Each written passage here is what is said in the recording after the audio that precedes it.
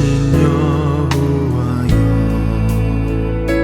내가 주님을 사랑합니다. 주는 나의 반석이시며 나의 요새시라. 주는 나를 건지시는 나의 주, 나의 하나님, 나의 피할 바위시요 나의 방패시라. 나의 하나님,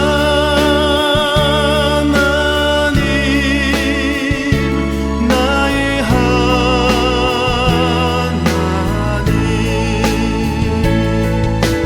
구원의 뿌리시요 나의 산성이라.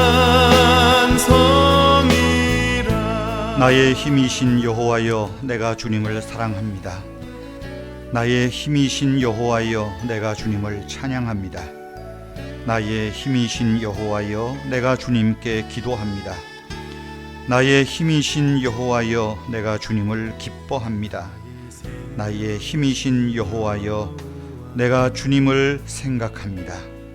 주 하나님, 우리가 하루길 인생을 사는 동안에 우리의 연약함 때문에 세상에서 기죽지 않게 하시고 이 한 주간에도 임마누엘 은총으로 살게 하시며 주 하나님으로 인하여 즐거워하게 하옵소서.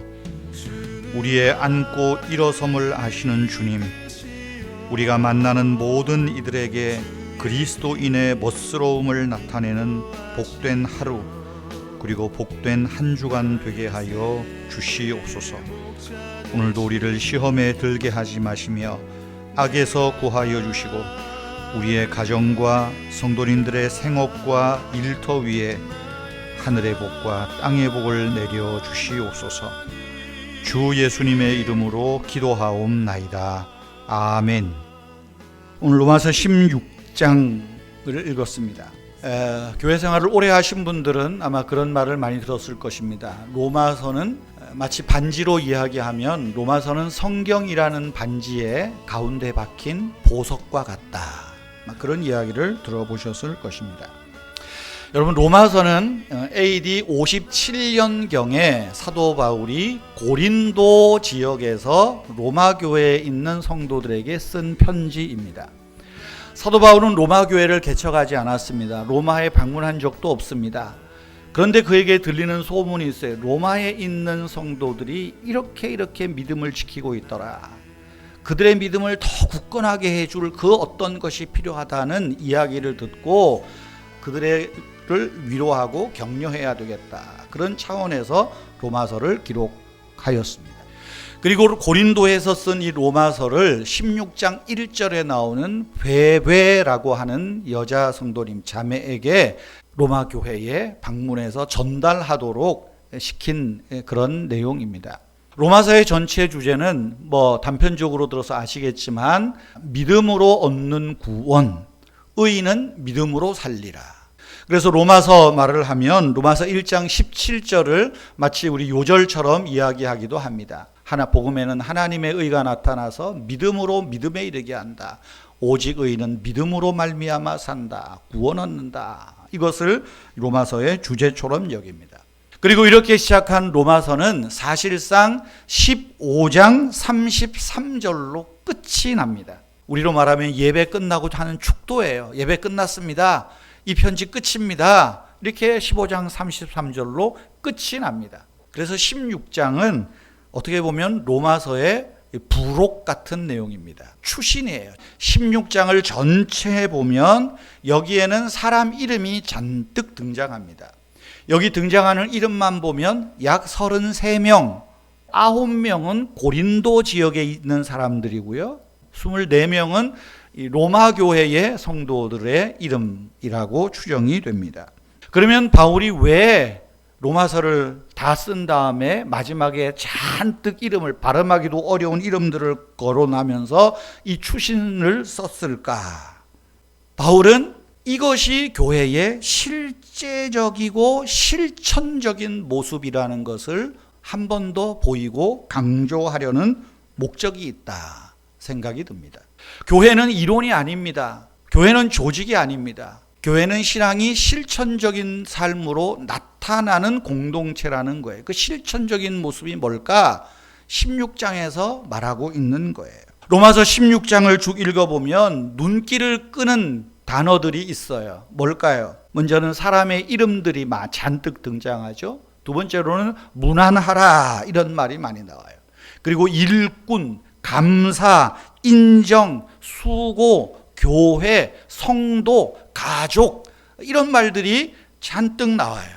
왜 그런 말들이 나올까요? 이것이 교회의 실제 모습이라는 겁니다. 교회가 무엇인지, 교회가 무엇을 중요하게 생각해야 하는지, 또 교회가 어떤 방향으로 나아가야 할지를 보여주는 포괄적인 그림이고 결론과 같다는 것입니다. 우리 그리스도인들에게 교회는 중요합니다. 우리는 교회를 통해서 예수님을 만납니다. 사람들은 교회를 통해서 예수님을 만나게 됩니다. 그런데 교회 문을 열고 들어오는 순간 우리는 예수님을 만나는 것이 아니라 먼저 사람들을 만납니다. 교회 처음 오는 사람들 낯섭니다. 교회에서 하는 예배가 낯설고요. 교인들이 쓰는 말투도 어색하고요. 교인들의 표정, 그것도 어떨 때는 어색하기도 합니다. 이런 걸 보면 교회 밖의 사람들과는 좀 달라요. 교회라는 공간도 뭔가 자기들이 익숙하게 다녔던 공간과는 다르다는 느낌을 먼저 갖습니다. 그런데 사람들은 이런 교회를 통하여, 이런 교회 문화를 통하여 예수님을 만나고 예수님을 알아간다는 것입니다.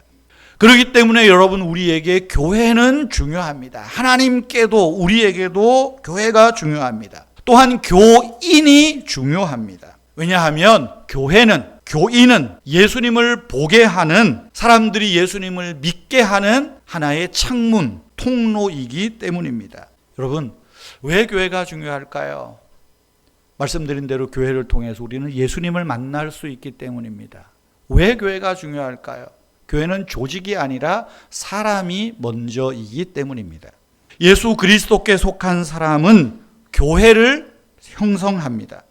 하나님은 저와 여러분들을 단순히 천국에 데려가시려고 구원하신 것이 아닙니다. 하나님은 우리를 변화시켜서 하나님이 거하시는 교회로 만들기 위하여 우리를 부르신 거예요. 여러분, 그리스도인, 즉 성도가 된다는 것은 곧 교회가 되는 것을 의미합니다. 그래서 유형의 교회는 모인 교회를 의미하지만 무형의 교회라고 할 때는 신자들 한 사람 한 사람이 교회라는 거예요. 하나님 사랑에 초청받은 인간이 하나님의 사랑에 초청받고 응답한 이 공동체에 소속되도록, 교회에 속하도록 하나님이 부르셨다는 것입니다. 그런 면에서 교회는 어떤 교회가 되면 좋을까요? 기도할 때마다 이 교회는 우리를 품어주는 하나님의 품이 되었으면 좋겠다. 하나님, 우리 교회가 하나님의 품이 되게 해 주십시오. 이런 기도를 한마디씩 해보면 좋겠습니다. 하나님의 사랑을 받은 사람들이, 교인들이 서로를 따뜻한 마음으로 품어주며 서로 사랑하는 것이 교회다움의 모습이다라는 것입니다. 교회는 이 안에서 사랑이 있고 성도들 서로를 향하여서 거룩한 문안이 가득한 교회여야 한다는 겁니다. 믿음, 소망, 사랑, 그 중에 제일은 사랑이라 우리 다 알지 않습니까? 우리의 믿음, 소망은 결국은 교회 안에서는 성도들을 향하여 나타나야 되고, 교회 밖에서는 세상 사람들을 향하여 사랑의 모습으로 나타나야 하는 당위성이 있다는 거예요. 그래서 사랑이 먼저다, 우선이다 말하는 것입니다. 사랑, 서로 무난하라. 오늘 거룩한 입맞춤이라는 말도 나오지만 무난, 인사, 격려, 위로입니다. 여러분, 교회가 무엇일까요? 교회가 어떤 곳일까요? 16장에서 주시는 교훈입니다. 먼저는 교회는 관계 중심입니다. 교회의 생명력, 복음의 생명력은 관계에서 나옵니다. 하나님과의 관계, 성도와의 관계입니다. 두 번째로 16장에서 말하려는 건 그거예요. 교회는 교인들의 봉사로 하나가 된다라는 겁니다. 봉사의 중요성입니다. 그래서 수고라는 말이 나오고 인정이라는 말이 나와요. 지난 20여 년 동안 은혜의 교회에 많은 성도님들이 수고하셨습니다. 그 어려운 시절에 개척하고 그야말로 냄새나는 그 수유 중앙시장, 그 얼마나 염색 냄새 많이 납니까? 이 건물 여기 사가지고 올 때도 계약하고 뭐 그럴 때도 헌금을 하시고 그분들의 수고가 있는 거예요. 교회 안에서 서로 수고하는 겁니다. 내가 할 수 있는 영역에서. 교회 관계는 현실적인 사랑입니다. 주님을 향하여 성도들을 향하여 사랑의 모습으로 나타나는 거예요. 그래서 우리가 16장을 통해서 배울 건 이것입니다. 교회 구원을 얻게 하는 하나님의 사랑을 보여주는 공동체다. 이 교회를 통하여 우리는 하나님의 사랑을 나타내야 된다. 더 나아가서 이 교회는 각각의 성도들이 중요하다라는 겁니다. 그러기에 성도님들은 우리가 서로 사랑 안에서 하나가 되고 악수하고 포옹하면서 서로를 문안하고 격려하고 그들의 수고를 인정하는 모습들이 교회 다움의 모습을 나타내는 거라는 거예요. 그러면 여러분, 어떻게 우리가 이 교회 안에서 사랑과 거룩한 문안의 관계를 더 좀 성장시켜 갈 수 있을까요? 첫째는 서로 용납합시다. 용납하는 거예요. 수용하는 거예요. 왜 저 사람은 꼭 저래? 그러지 말고요. 아이고 저분은 그렇구나. 수용하고 인정하고 용납하는 것입니다.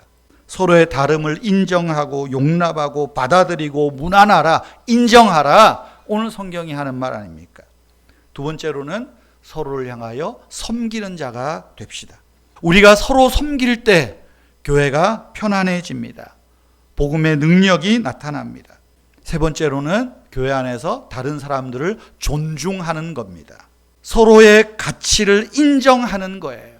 어떻게 가치를 인정할까요? 최고의 방법은 이분은 귀중한 사람이야. 이분은 하나님께 귀한 사람이야. 우리 교회에 귀한 사람이야. 존중히 여겨주는 겁니다. 여러분, 네 번째는 교회 안에서 우리가 행함으로 사랑을 나타내는 것입니다. 행함 없는 사랑은 그저 이론일 뿐입니다. 행함 없는 사람은 나를 점점 무관심한 사람으로 만들어갈 뿐입니다. 친절한 행위로 사랑을 표현할 방법을 연습하고 찾아가십시다. 교회 안에서 말이죠. 연습을 하십시오. 연습을. 무던히 사랑을 표현하고 사랑하는 말을 연습하고 존중히 여기는 연습이 필요합니다. 성도 여러분, 우리의 교회, 주님의 몸인 교회입니다. 교회를 통하여 사람들은 예수님을 만납니다. 교회를 통하여 사람들은 구원의 소식을 배우고 알게 됩니다. 교회를 통하여 하나님 안에 누리는 평안, 안식이 무엇인지를 느끼게 될 것입니다.